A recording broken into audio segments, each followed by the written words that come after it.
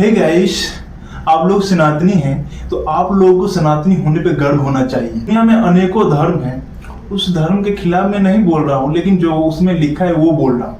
सिख धर्म है, उस सिख धर्म का बुक है बाइबल। उस बाइबल में बोला जाता है I am not God, I am God of the sun, यानी मैं भगवान नहीं हूँ, मैं भगवान का बेटा हूँ। चलिए इसको साइड में रखते हैं, आ जाते हैं हम अपने मुस्लिम भाइयों पे। बुक है वो है कुरान।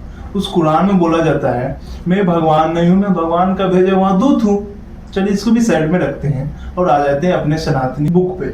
सनातनी बुक कौन है सर? बहुत ऐसे बुक है, वेद है, उपनिषद है, पुराण है, लेकिन उस सब का निचोड़ जो है श्रीमद् भगवद गीता है। और भगवद गीता में बोला जाता है, भगवान श्री कृष्ण स्वयं बोलते हैं कि मैं ही भगवान हूँ, मैं ही सब जीवों का रक्षक हूँ, मैं ही पालनहार हूँ। यानी केवल एक ऐसा कृष्ण जी ही है जो बोल रहे हैं कि मैं ही भगवान हूँ। यानी सिख धर्म में जो बुक लिखा है वो कौन लिखा है? भगवान स्वयं नहीं लिखा है, भगवान का बेटा लिखा है, यानी भगवान का बेटा बोला है वो लिखा है। मुस्लिम धर्म में है जो यानी अल्लाह स्वयं नहीं बोला है, अल्लाह का भेजा हुआ दूत भेजा बोला है। और हमारे कृष्ण स्वयं साक्षात भगवत गीता बोल रहे हैं। जो भगवत गीता है वो स्वयं कृष्ण की वाणी है।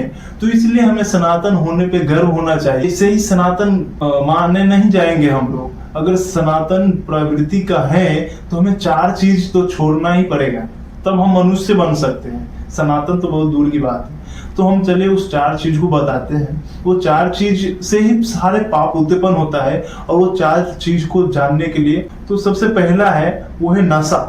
हमें कोई भी छोटा हो या बड़ा नशा नहीं करना चाहिए। और दूसरा आता है मांस यानी कोई भी जीव को हत्या करके, हत्या करवा के कोई भी जीव को हत्या करके नहीं खाना चाहिए।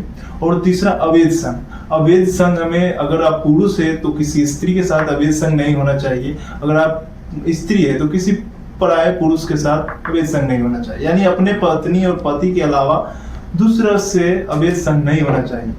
और चौथा जो है जुआ हमें नहीं खेलना चाहिए। इस चारों चीज से ही सारे पाप उत्पन्न होते हैं। अगर इस चारों चीज को हम अगर छोड़ देते हैं तब हम असली मनुष्य माने जाएंगे। अभी भी सनातन नहीं मानेंगे। सनातन हम कब माने जाएंगे? जब सनातनी होने का गर्व कब होगा? जब हम भगवान श्री कृष्ण के शरण में रहेंगे, जब भगवान श्री कृष्ण की पूजा करेंगे, जब भगवान श्री कृष्ण राम या कोई भी भगवान का हम पूजा करेंगे, शरण ग्रहण करेंगे, तब हम सनातनी माने जाएंगे।